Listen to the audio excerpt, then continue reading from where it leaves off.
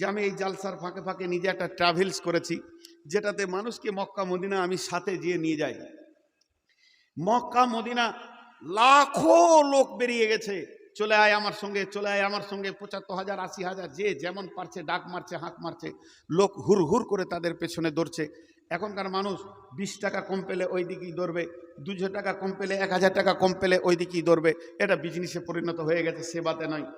তবে আল্লাহকে সাক্ষী রেখে বলছি, ওই মক্কা মদিনার মাটিতে আমি যাদেরকে নিয়ে যাই তাদেরকে আমি বিজনেস করি না, তাদেরকে সেবা দিই। জেদ্দা থেকে শুরু হয়, কেন এসেছি, কেন কাবাতে আমি পৌঁছালাম, কাবাতে কে পৌঁছেছিল আগে, আল্লাহ আমাকে নিয়ে এলো কেন, এর উপরে আয়াত দিয়ে আমি কথা বলতে থাকি। মানুষের জ্ঞান বিবেক খুলে চোখের পানিতে কাঁদে, হ্যাঁ সত্যিই তো তাই। তারপরে মক্কাতে যাওয়ার পর মক্কা কোথায় কি, কোন ঘটনা, কোনটা আরাফাত, কোনটা মিনা, কোনটা মুজদালিফা, কোথা কি আমল আছে, সেগুলো আমি নিজে